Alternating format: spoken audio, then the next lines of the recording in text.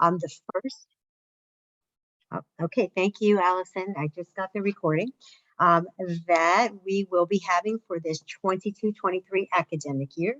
And this is the first of our series. My name is Laureen Cobb, and I am excited to be here to introduce to you our first presentation today with the title of Contemplative Pedagogy and Trauma-Informed Care, Supporting Student Growth from the Classroom into the Clinic. Before we begin, just reminding everyone to put yourselves on mute and to please put all of your questions in the chat. They will be addressed during the question and answer time after Dr. Picard has finished speaking to us. So I would like to introduce our speaker, Dr. Meryl Picard, who is an assistant professor in the Department of Occupational Therapy here at the School of Health and Medical Sciences. Meryl has been an occupational therapist for over 40 years and also holds a master's in social work. She worked in adult acute care, acute inpatient rehab, outpatient services, and subacute care. She worked in and managed an outpatient interprofessional cognitive rehab program for individuals with TBI and ABI, developed a vocational component for that program, and a substance use program for individuals with TBI and ABI. She has taught at Seton Hall for 23 years, obtaining her PhD in health sciences from the university.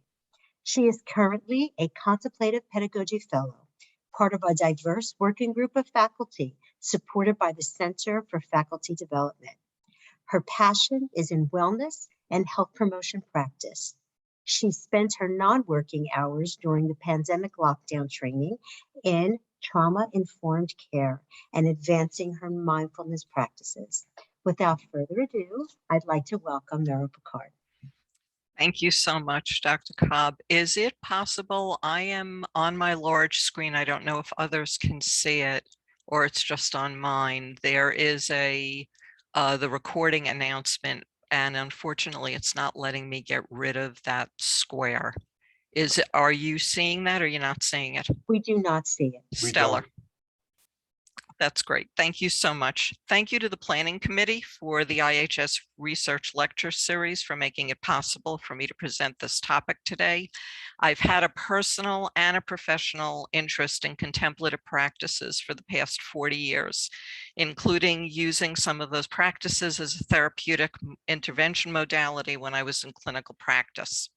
2 years ago, the Center for Faculty Development created a contemplative pedagogy seminar, and I joined that diverse group of faculty from across the university at its inception. This week is Contemplative Community Week on South Orange and IHS campuses, with activities and lectures available for faculty and students. In fact, the Student Occupational Therapy Association had a student event last night, and they have one today scheduled on IHS from 4 to 5 p.m. in room 3415. All students on our campus are welcome to attend. Also, the CP seminar will accept new members in the spring. We are recruiting, and those who join will be mentored by our current cohort. Please contact Patrick Manning if you're interested in participating. And finally, Mary Balkin sent an announcement just now asking those of us who were lecturing this week to please mention the Dare to Care initiative at Seton Hall to increase understanding of how best to assist students with mental health and other issues. Resources have been provided. They're also doing the first 250 people who take the training through Cognito will also receive a Headspace app subscription for a year. So how did I get here? I noticed over the past several years, there was an increase in the number of students with anxiety, depression, and other mental health issues that were significant enough to sometimes interfere with their academic or their professionalism performance. So incorporating brief mindfulness practices into my classroom at the beginning of class had some evidence-based support, but I also wanted to present these practices carefully. And I began to ask more questions about what I was seeing when my students were participating in these very brief events. Also, The pandemic appeared to increase student difficulties in attention and concentration to educational tasks, particularly when we were remote. My students were sharing pandemic stories of illness, death of family members, job layoffs, and suffering and loneliness. I realized that I needed more training to create a safer space in my classroom. And so I began training in trauma-informed care, and I am continuing on that journey. I've completed about 40 hours so far. For those of us teaching in health professions education, there is a higher bar. There's a need to develop a health workforce that is person-centered and evidence-based and skilled, but also to try to increase resiliency to support self-regulation of the practitioner's emotional states without burning out. We have all been reading about the Great Resignation. Healthcare professionals are often exposed to traumatic events in clinical settings, referred to as secondary trauma or vicarious trauma. How are we preparing students to be able to deal with these challenging situations? I hope that weaving together over the next hour core aspects of contemplative pedagogy and trauma-informed care will allow you to consider one option. Upon completion of today, I am hoping that you will all be able to consider what contemplative pedagogy is and be able to apply it to health science education, define the benefits and risks to using these practices in the classroom, define and identify best principles for trauma-informed care, and also begin to put together the benefits and risk of what is referred to as trauma-informed contemplative pedagogy in the classroom and for clinical work for health science students. We know we have a mental health, public health crisis. Many are aware of the increase in individuals seeking care for mental health conditions, including substance use, stress, and trauma. Just some fast facts. The CDC released early data in April 2022 about results from the 2021 National Health Interview Survey. The confidence interval was 95%. 11.7% of adults over 18 expressed regular feelings of worry, nervousness, or anxiety. 4.8% of adults over 18 reported regular feelings of depression.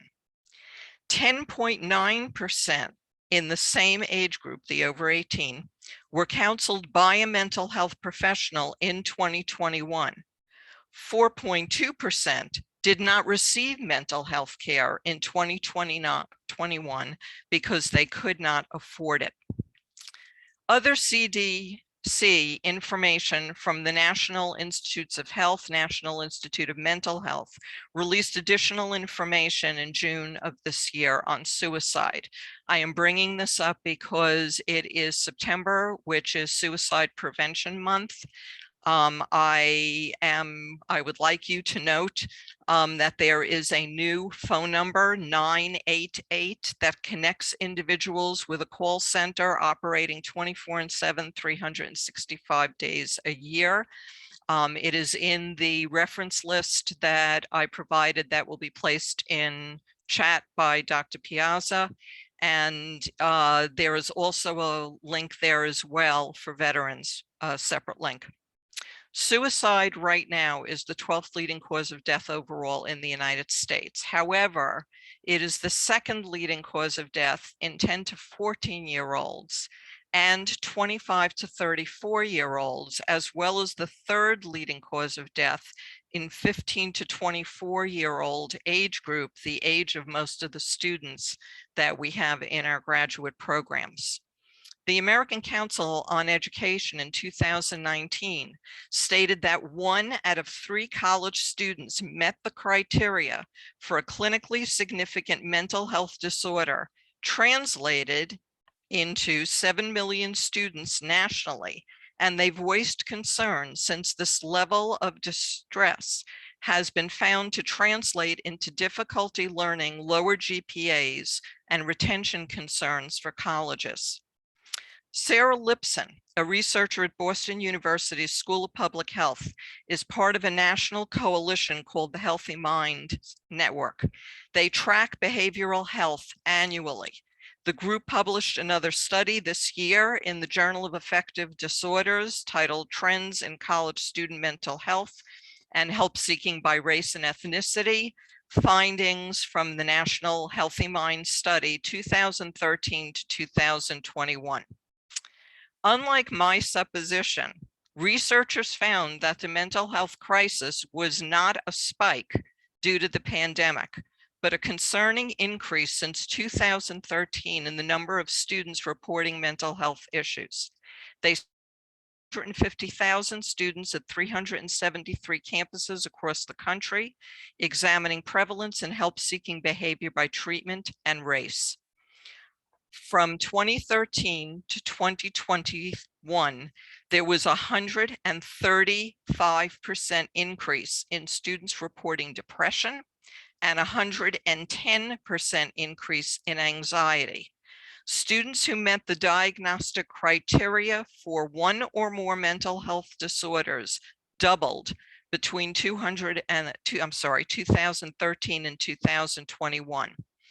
In 2020 to 2021, greater than 60% of students met the criteria for one or more mental health disorders.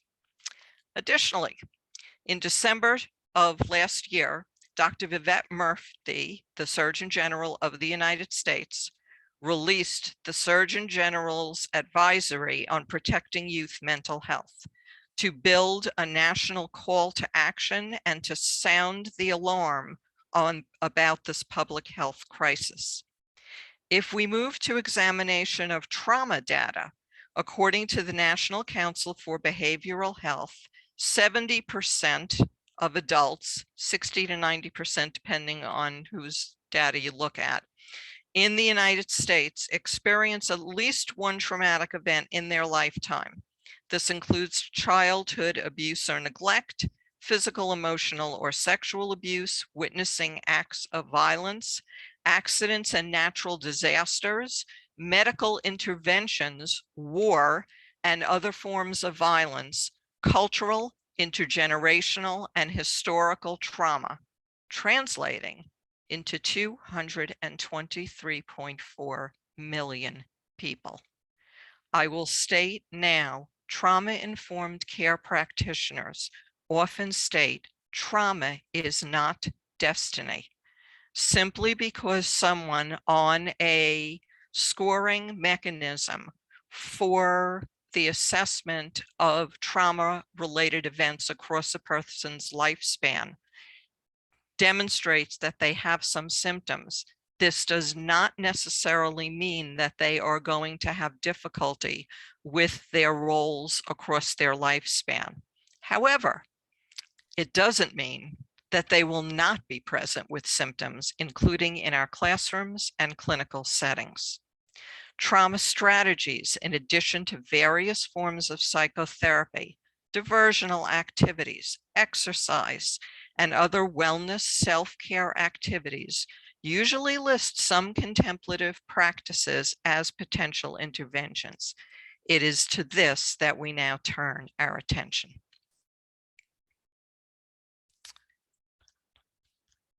I will focus on mindfulness practices for the moment, since the literature is the most robust for that area of contemplative practices, and they're also easier to deliver in classrooms or clinical settings. But contemplative pedagogy is a teaching methodology, and it uses these contemplative practices not primarily to reduce stress or anxiety, but to work to improve interpersonal skills, empathy, critical reasoning, reflective capacity, and may assist student development of self-care, personal resilience, and clinical presence when working with clients, as well as increase the ability to address conflict in clinical settings. Mindfulness is considered to be a state of consciousness characterized by state regulation of attention on the present moment with an attitude of non-judgmental acceptance about whatever arises in the experiences, positive, negative, or neither. The meditator becomes the observer of their internal states without attaching to whatever thoughts arise. Many of you are probably familiar with the work of John Kabat-Zinn in the 1970s in the development of mindfulness-based stress reduction, MBSR, programs that have been implemented in hospital systems, outpatient centers, schools, and some correction systems. There's 30 plus years of research to support these programs, particularly for individuals with chronic pain, cancer, heart disease, GI problems, anxiety, and panic disorders.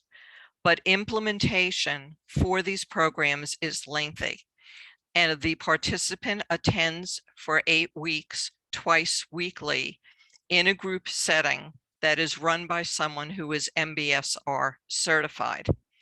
The MBSR program also includes meditation, including body scans. It includes periods of silence. It includes walking meditation. It also includes discussion after these meditation activities to try to build community and relationships within the group that is attending the training. Mindfulness-based cognitive therapy, developed by Zindel Siegel, Mark Williams, and John Teasdale, was designed to focus specifically on individuals with repeated episodes of chronic depression, usually more than 3. MBCT utilizes many of the mindfulness practices in MBSR, but concurrently uses cognitive behavioral therapy to address chronic depression and more recently chronic anxiety. We are witnessing an explosion of mindfulness classes in community groups, in corporations providing wellness programming to employees, through counseling centers in higher education, and through apps on our cell phones. Depending upon your profession, you may also teach mindfulness practices to clients in clinical settings to help them manage stressful medical events or the aftermath that gives rise to emotional or psychological distress. Major cancer centers in the United States almost all have an integrative health center that offers a variety of programming to inpatients and outpatients, including mindfulness practices. A 2016 study by Kramer et al. Compiled prevalence data about meditation users as part of a secondary data analysis of the 2012 U.S. National Health Interview Survey of 34,525 individuals. Among those who had ever used meditation, 78.6% had practiced meditation within the past 12 months, representing 9.3 million or 4.1% at that time of the US adult population. The most common forms being mantra-based meditation, mindfulness meditation, and spiritual meditation. The most common reason that respondents reported meditating was to benefit their health: stress, anxiety, worry, depression, back pain. Most people surveyed do not tell their health providers that they meditate. Practices are generally believed to be safe, but I'll provide some newer study information that suggests that adverse effects from some mindfulness practices may actually be more common than some studies document. We now have, as I just mentioned, because the university is giving this away, readily available meditation apps. Some are free, some with pricing, including Headspace and Insight Timer. The apps offer a multitude of recorded meditation options and general information on wellness. The caveat is that these apps are used by someone alone in their home. They lack the interpersonal connectedness present in the delivery of MBSR, MBCT, spiritual meditation groups in religious organizations or community groups that come together for meditation sessions or training. They lack a personal instructor or an individual psychotherapist in the case of MBCT or MBSR. If a user begins to experience difficulty while using a meditation app, there is no assistance available.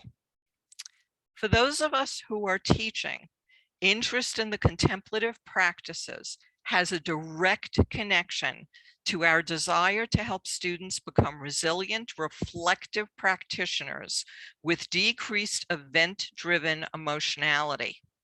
Miller et al. In 2019 found that 3 minutes of breath meditation, they defined it as 3-minute breathing space, just breathing, focus on breathing, resulted in statistically significant reports of decreased emotionality, decreased mind wandering, and distractibility over the course of a semester with a small to medium effect size. Chinnery, Appleton, and Marlowe, also in 2019, conducted research on a group of undergraduate social work students taking a social work practice course. They utilized some of the principles of Kabat-Zinn's mindfulness-based stress reduction without engaging students in the full 8-week program, particularly focusing on a brief 5-minute mindfulness meditation, a 20-minute body scan, and they introduced a self-compassion practice, loving kindness meditation. They measured progress on student reflections and a 5-facet mindfulness questionnaire.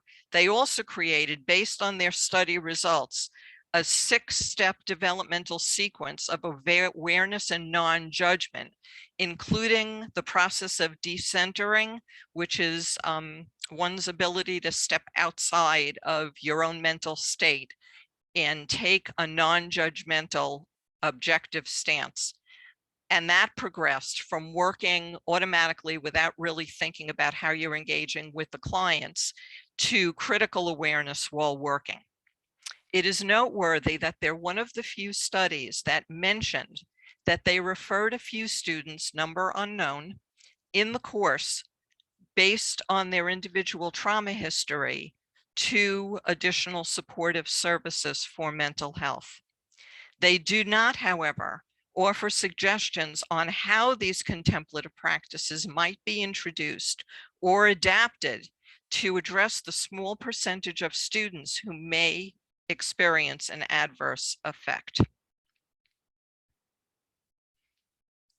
Unfortunately, C-Mind, the nonprofit organization behind the graphic of contemplative pedagogy and contemplative practices in this slide, closed on September 1st of this year.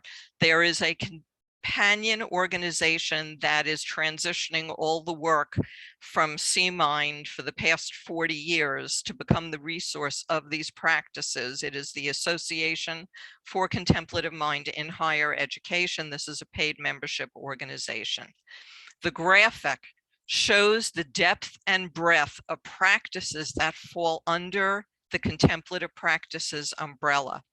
Many practices have research evidence available should you decide to trial mindfulness practices in your classroom.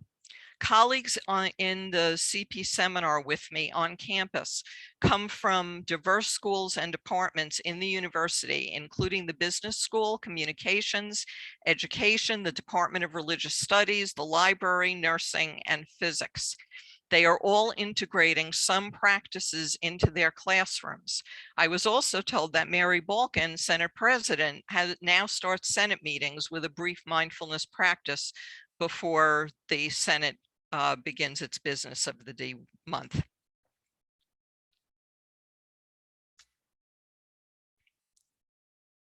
One of the suggestions that I can make if we are going to use these practices in the classroom is that you consider developing a personal practice as an instructor. It will make it easier for you to provide instructions for your students, but it also means that you are probably more informed about how the practice unfolds and what might happen within your classroom if you are using this. So please contextualize the contemplative practice that you plan to use. For example, I am using loving kindness meditation in a course this semester that focuses on teaching students about therapeutic use of self.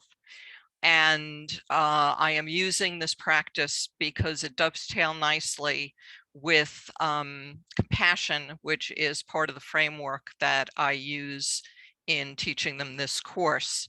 However, this particular practice of loving kindness didn't originate out in the ether. It's based on the practice of metta, which is a Buddhist practice. It has 5,000 years of history. I mentioned to the students, because I started this yesterday with them in class, that we need to understand that the practice we are going to do in class is not that I am trying to have them become Buddhists in their religious or spiritual beliefs, but that I need them to understand that we are using these practices in order to try to decrease appropriation of a practice. Explain the purpose. I spent 10 minutes yesterday explaining how long it takes, what we're going to do, what they might experience. One of the things I don't do anymore, I do not ask them after any practices that I do in my classroom to tell me about what was positive in the experience and if they had any challenges. I stopped asking.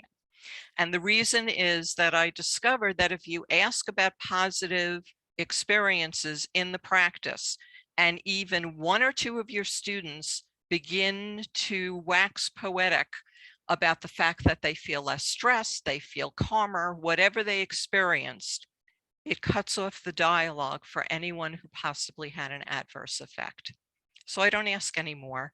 I do make it clear to my students that if they sat there and said in their head, this is horrible, I don't like this, this made me feel worse than when I came into the room, to please contact me and I will have a discussion with them. I always provide choice about participation. No one is forced to do the contemplative practice at the beginning of class. I also provide an alternative. They can stand, they can sit. What they can't do is be on social media or use their computer to work on other course assignments. I make them shut their computers down, turn their phones over so that they can't see any alerts that are coming in. And they can just sit quietly. I put up a photo on, I teach in a learning studio. I'm fortunate to have that. I put up a beautiful photo on a screen and the students can focus on that if they prefer, or they can just sit quietly. And I observe them carefully during the practice. Even if I were doing breath meditation, I would never close my eyes, even for 5 minutes in my classroom while my students were practicing. It is very important that I observe what is happening. It is also important as an OT. We are very aware that we have students who have different sensory preferences. So I have students who literally cannot sit still. And this is not a reflection of the practice that we are working on. It is a reflection of how their physiologic system and neurophysiologic system processes information that is coming from the environment into their system. So I watch carefully. And again, I don't know why they may be doing what they're doing, in which case I may email them or ask to speak with them. The benefits of doing these practices in the literature has been growth, resilience, increased patience, again, decreased reactivity, and they report better decision making. I usually hold my hands up with a little bit of space in between. And what I tell my students is we are not trying to reduce their empathy and compassion for their clients. What I am trying to do is to give them a little bit of objective space that will allow them to see more clearly what is happening, but also not to wear the suffering and trauma that they see in their clients home at the end of the day. Everyone has performance demands, particularly OTs, PTs, speech pathologists in the clinic. You have to see a certain number of people a day. I know some physicians and some practices have this as well. So we need to consider how we can help people stay present with their clients without it impacting their mental health. The other thing that I do with my students, and this is also being done in other programs around the university, is we do 20 minutes after this 5-minute loving kindness practice, which I provide for them, so my voice is present the entire time. They do 20 minutes of reflective writing. It's based on a particular format that actually originated in nursing called Gibbs Reflective Cycle. And I have them write and think about a critical event that happened over the past week in the classroom, in SIM, in if they were out in the clinic on field work, and then connect it to the information that we are learning in the classroom every week. Risk. When I started in the contemplative pedagogy group on campus, one of the things that I started talking about was that I didn't really believe that everything was risk-free. And Pat Manning, who chairs and coordinates our group, put an additional resource into our resources for our seminar by David Trelevin. David Trelevin is a psychotherapist who did his dissertation on trauma-sensitive mindfulness practices, and often treats people with problems that have occurred when they have attended retreats or other issues and suddenly find themselves coming back from the retreat, and they are having some type of emotional, psychological, sometimes physical reaction to what happened. A lot of times what happens is that people think they failed. So those negative emotions that arise, everyone else waxing poetic, you're sitting there saying, this was awful for me. I feel terrible. My heart is pounding. Things are coming up for me that I don't want to think about. There's a lot of shame involved in not being able to do a particular practice, and anxiety. And in some people, again, a small percentage, but it's there, we can actually reactivate trauma in someone who already had a trauma history. So those attending any type of meditation training, or even when we do brief practices, there is a perceptual sensitivity that changes when you begin to be aware of what is happening both inside your body, interoception, and outside your body in the environment, exteroception. And people may actually become aware, as I said, of these traumatic events. The research right now is inconclusive. What we do know is that most research, including a lot of the RCTs that were done on meditation practices such as MBSR and MBCT, that lend themselves well to being researched because the program is so set, they really have not talked about this. They talk about the benefits. The benefits are always clearly stated, but often the researcher does not ask the question about whether or not there was anyone within this sample that experienced some type of adverse reaction. Again, we talked about the use of the meditation apps that are certainly not providing personal guidance for people and leaving people without people to talk to. The meditation-related adverse effects are also being studied. The Goldberg study that I listed from 2022 also, as one of the authors, has someone named Willoughby Britton. You'll find a resource in the underneath all of the references that I provided. There are some resources, and one of them is Cheetah House. And this is Willoughby Britton's site for beginning to provide more information on these meditation-related adverse effects that are happening to people. So it's another resource for you. Okay, so let's switch over quickly to trauma. Okay, trauma is considered experiences that are perceived as being physically or emotionally harmful or life-threatening, and that have lasting effects on the person's functioning and emotional, social, mental, physical, and/or spiritual well-being. This is from SAMHSA. And acute trauma is usually considered a single exposure to a traumatic incident. Chronic trauma, things that fall under this are domestic violence, war, repeated natural disasters. Puerto Rico is a fine example, unfortunately, for this week. They had barely recovered from the last incident that they had. And exposure to repeated gun violence in neighborhoods. Complex trauma is trauma that is ongoing, often perpetrated by a caregiver with a sense of betrayal.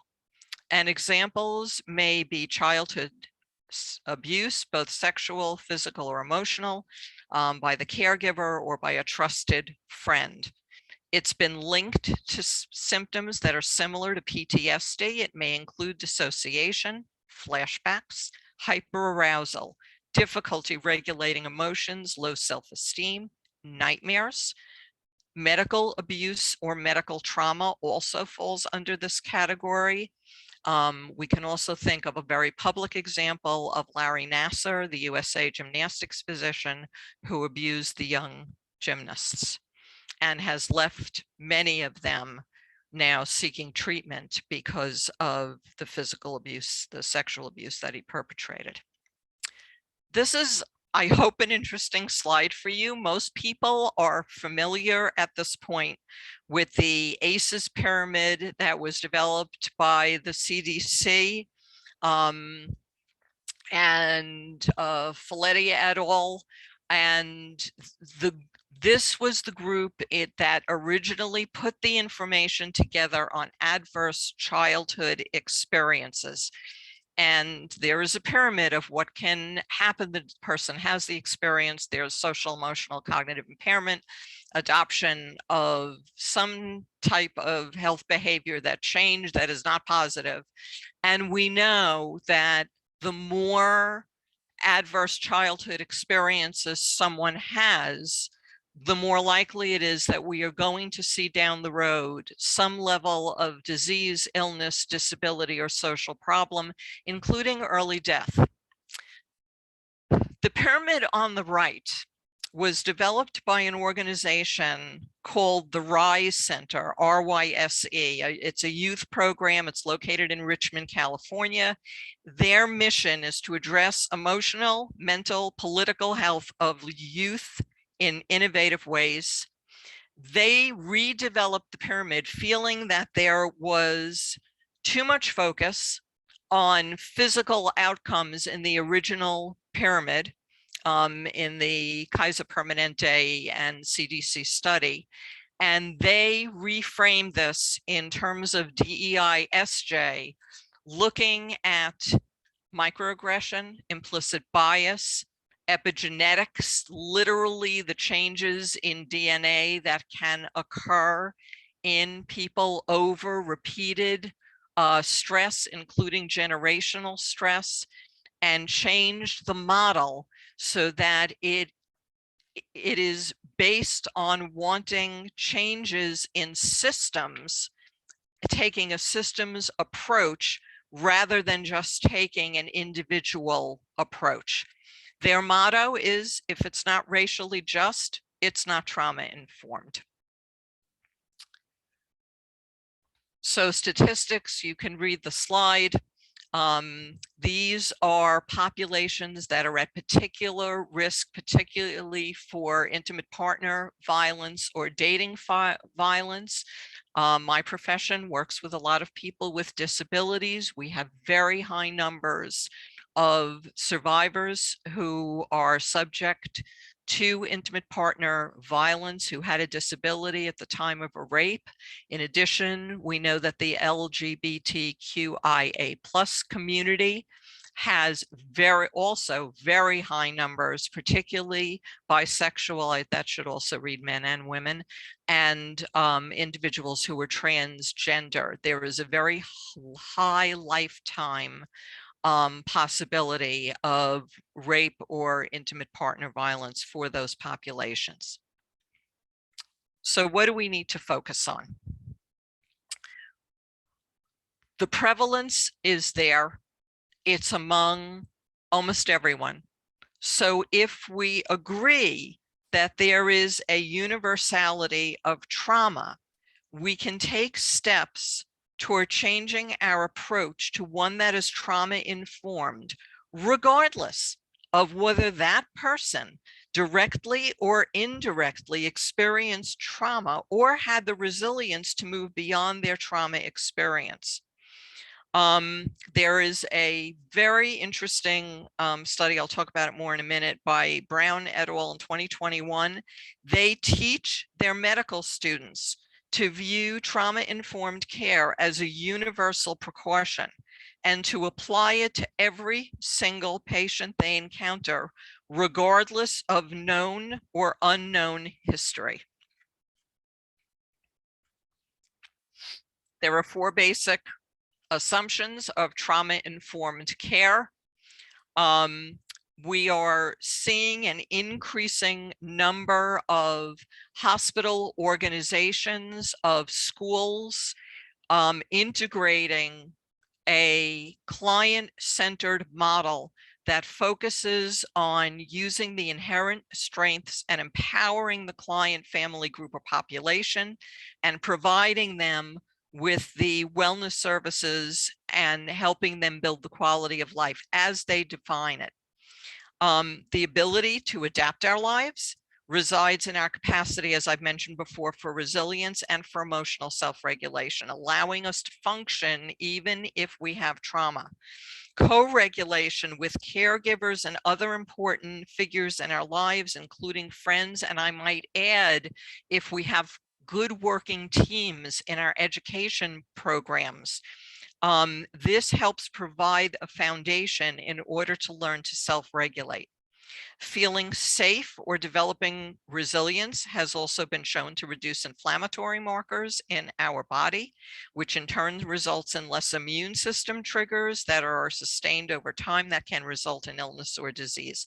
I'm not going into the neurophysiology of what happens with trauma. We really do not have the time to do that, but I will refer you to the practices and the research body of Stephen Porges, of Bessel van der Kolk, and of Deb Dana, who have spent their professional lives looking at what trauma is, how it manifests, what happens neurophysiologically to the autonomic nervous system, specifically to the vagal nerve, dorsal and ventral, and the interactions with the sympathetic nervous system.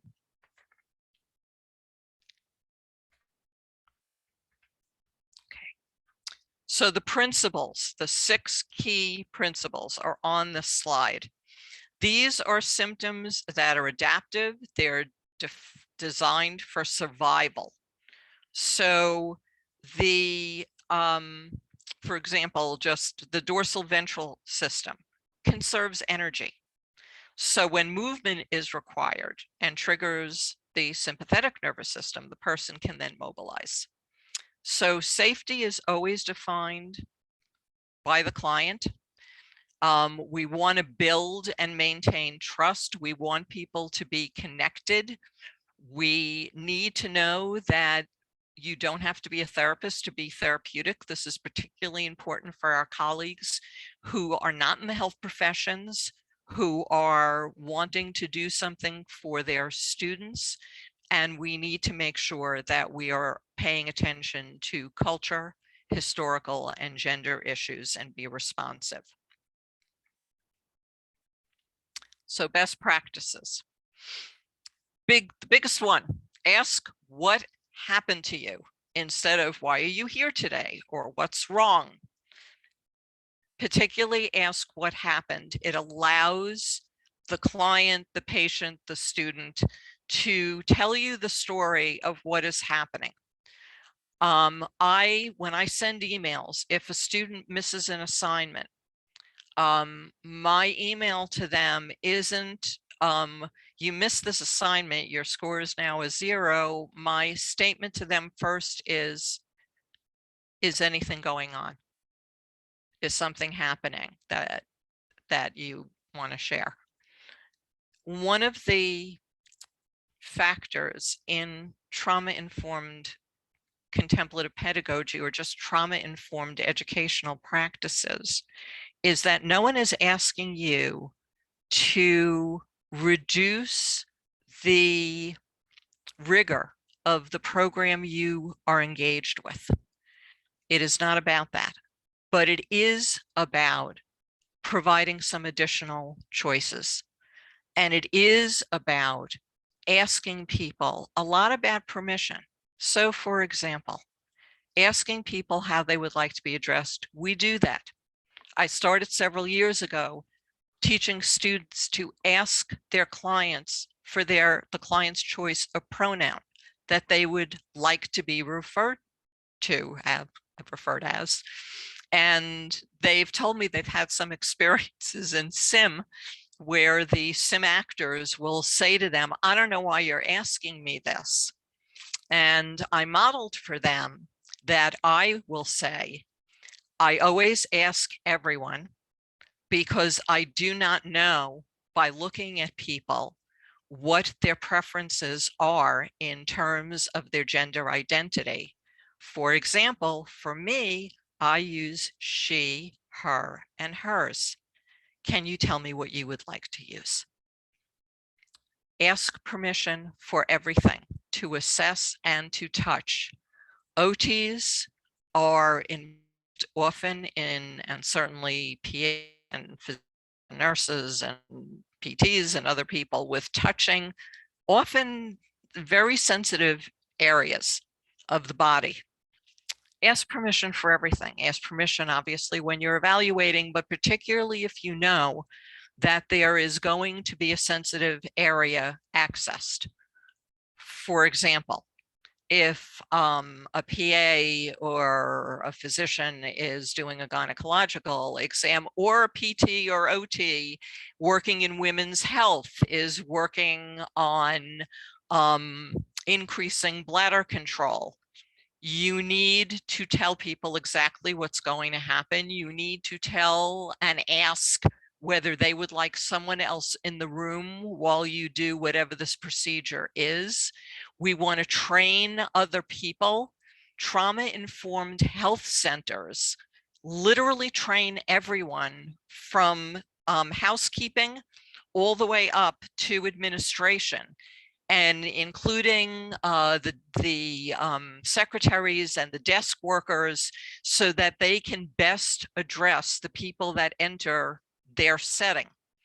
The best practice suggestion is do trauma screening for everyone, just as we do substance use screening for everyone. See how you can meet any trauma-related needs.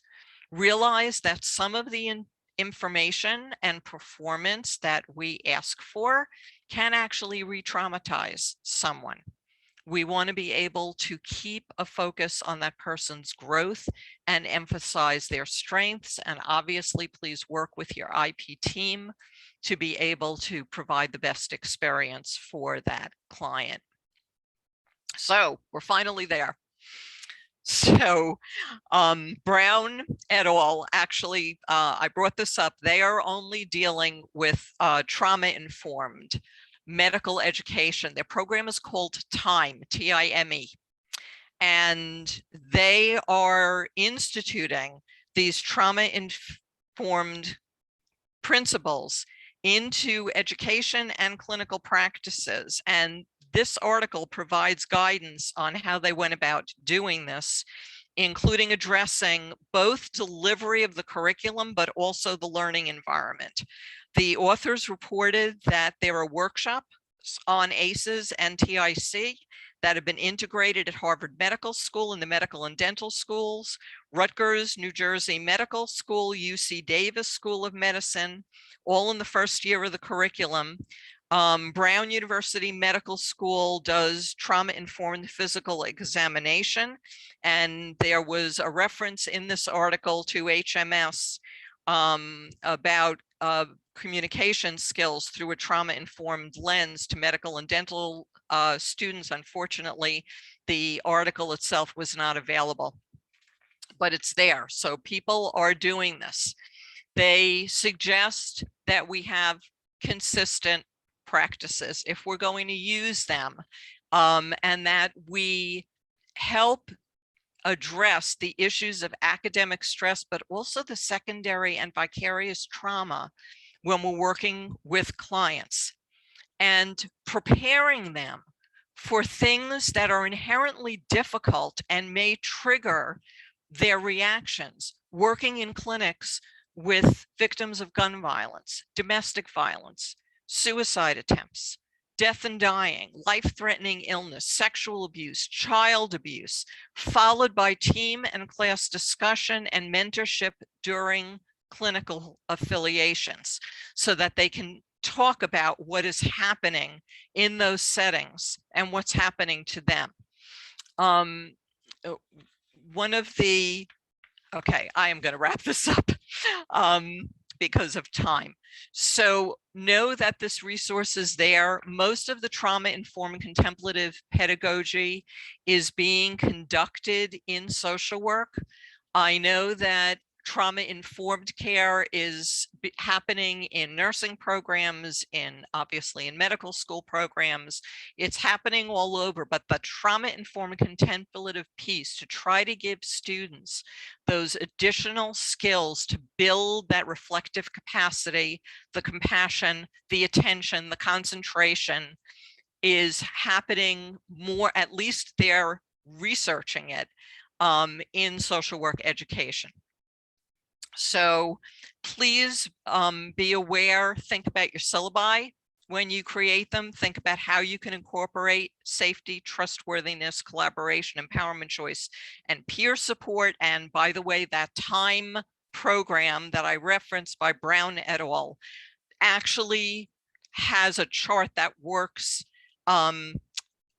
based on all of the issues of trauma-informed care, the best principles, and talks about how possibilities for implementation. Set norms, set behavioral expectations for your teams. Consider reflective journaling. Consider what are submission criteria. Are there any low stakes tests, quizzes that you can give a little bit and let people take it more than once? Consider peer, partner, gender for labs, not just based on religious issues potentially, but also based on, depending on what you are asking the students to do, particularly if it's an area where you may be hitting a sensitive area of the body, to choose their own partners. Train them in advance about vicarious and secondary trauma. And that's it. Okay. Thank you.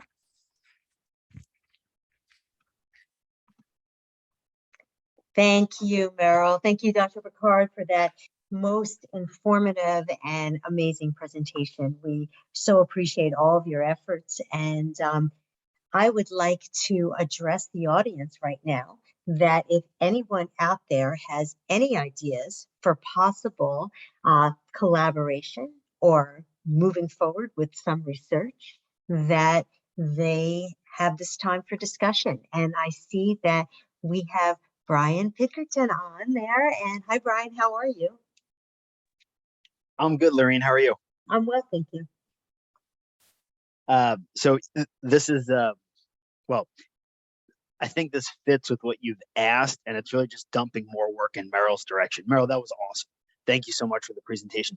I was curious, is there any work or might you be able to help us all in this area in thinking about contemplative practices and connections to the kind of advocacy that we hope health profession students might engage in? So I don't know if work is done on this, but I, of course, have in the back of my mind the work that you and Professor Guthrie have done on voting as an occupation, right? Yes. So might contemplative pedagogy put students in the right kind of situation to do some of the very demanding, sort of not outside, but very demanding extended work that OTs and other health care practitioners do? And I have a bunch of other questions, but I'll send them all for me. Okay, this is actually, it's interesting that you mentioned this because last week was AOTA's, American Occupational Therapy Association, sorry, Capitol Hill Week. And it's now virtual, but the students had multiple assignments. There were advocacy materials and lectures that AOTA put up. They were recorded so the students didn't have to worry about class. They had to write a reflection for me. Of course they did, because it's a lot of what I do. But also, I read most of and I've been grading most of the reflections. They're in the middle of writing advocacy emails based on their home residency and which congressional district they're in. They've been writing advocacy emails, which I'm also in the process of reading and approving for them so they can send them out to their senator or congressperson.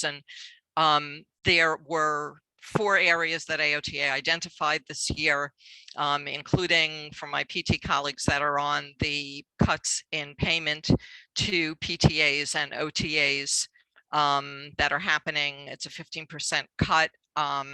There are also other cuts happening in the Centers for Medicare and Medicaid. We know the Finance Committee of Congress holds the purse strings for CMS, so I'm hoping that somehow the word will get out. But advocacy remains part of the curriculum. It's part of our program, and just from reading the reflections from this particular cohort, they got the message. I give them a civic literacy quiz because it is amazing how much of them cannot answer, no disrespect to my students, but have difficulty remembering what government is and just the basic workings of it because they haven't had it since 4th grade. So they go through that, they watch the AOTA presentations, they reflect, they write all of these things. In addition, Dr. Guthrie and I are in the process of, I'm hoping our research study will deploy either this week or next week. And hopefully we are looking at how programs, OT programs, OTD, masters, OTA programs are educating their students in civic literacy, civic participation, civic engagement, and advocacy. And the reason is, and it drove, my students got it, is that without the laws, none of us are going to be able to practice. If those laws are not practiced, are not written and signed into law, or there are statutes that are added to CMS, we can be written out and no longer have a profession. I mean, IDEA was reauthorized several years ago. Without IDEA being reauthorized, therapists, OT-PT speech, would not be working in school districts because that law covers, it requires, it's federal law, it requires that those people are present to help those students. So thanks for asking. We're in the process of the research piece, but also we have a strong component of this built into our program probably because I'm a nerd about this and want the students to leave here understanding that it is their ethical responsibility, not just to treat, but to make sure they're advocating for the people that we work with and they care about, so that they will be able to get the services they need. Did I answer your question? Great. Dr. Picard, I have a question for you, Stan Terlecki. That really got me thinking, and I hope this isn't a curveball, but one of the things you talked about, you mentioned the 988 phone number, and, yes. and my God, what a great thing, right? What a great thing. There's a number 24/7 all across this great country you can call and have access to support. And then you talked about some apps. Oh, there's this app that can help you with mindfulness, or think about that, or access that app, or this app. And I'm wondering the degree to which our phones have contributed sort of to the lack of social connections. I wrote down for myself, they've got to be studies that confirm they're reducing mindfulness, phone addiction, and their mental destabilizing effects. And I just wonder if you could sort of weave through for a moment your thoughts on that against the backdrop of what you just explained. Right. They really are my thoughts at this point. What a great area to delve into. I really didn't look at the research on the helpfulness of these apps. My concern, given what I've read on what were some really well executed RCTs on mindfulness practices, my concern is that the question about, hey, did anybody report these adverse effects, that the questions are not being asked. And my fear, which I think I made clear, is that, I hope I made clear, is that people are doing this alone in their house. And people are also using it as a substitute for getting assistance from mental health practitioners, some because they can't afford it, some because we have created this culture of all mindfulness is good. It is all wonderful. By the way, people who engaged, and please don't ask me who the author was because I've got too much running in my head, but there have been studies that have been done looking at devotional and spiritual practices, and the people who engage in those actually have stronger outcomes in terms of positive responses, because it's not just connected to an isolated, decontextualized thing. It's part of an entire spiritual practice.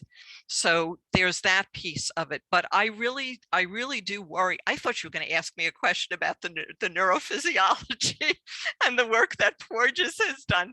But I've got, did I answer your question, Stan? No, absolutely. And let's talk offline about the follow-up Great. questions that you just raised. Great. The other thing, I must tell you that, I have a rich fantasy life. And I think if I had something that I really wanted, it would be to create a trauma-informed school. I appreciate that. And I noticed that someone has added in the chat a psychologist from NYU who's active apparently in the negative effects of apps on our phones and so on. Lovely. So thank you. I really that. appreciate that, because we need to be talking about this, and we need to be talking, if we're going to introduce these practices. I'm the nay voice in the contemplative pedagogy seminar. I mean, Pat Manning is used to me already.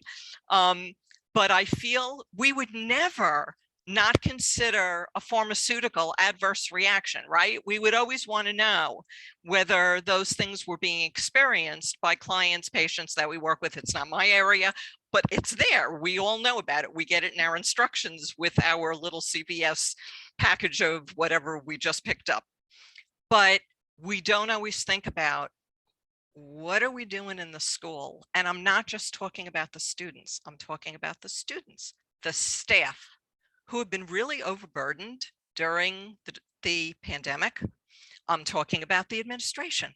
I'm talking about creating, as they have done in trauma-informed hospital systems, really taking a good hard look at what we do, what we say, what resources are available, how we can make it better for everyone to protect everyone's mental health.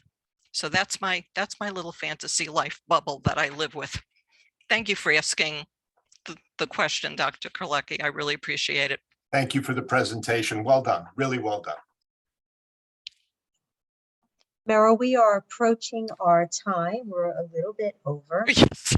So I would just like to ask if there's any final comments you'd like to leave us with, or anything maybe that anyone else would like to share. For me, please email me if you have interest in this. I would ask that, I think that the more people we have who maybe can work together on this, the better it is for all our students, for our school, and again, for the mental well-being of all of the people that we work with. It's not just about the students. The burnout rates in healthcare right now are abysmal. And we're losing very good people who just have had a level of trauma that, and we're just tired of dealing with how hard this has been year in and year out for the past several years. We need to try to help them. And educators, let me mention educators, because we've got a teacher shortage in addition. So folks working in the Department of Education, these are all issues, and and the world isn't making it easy right now, but really I'd like to connect with people, particularly up on IHS, but also if there were any other people who are interested, to see if we can get a group started to work on an area of this and work to understand it better, because that always comes first, and then eventually to make positive changes in our schools and programs. Thank you so much for letting me do this. Thank you for coming. Thank And you. I'm assuming you're okay with an email, or would you rather have people email through our committee? Or Yes, please, through direct? Seton Hall. Meryl.Picard, Picard @shu.edu. Thank you very much. And thank you everyone for welcome. joining us today. Thank you. Take care. Okay, bye-bye. Bye.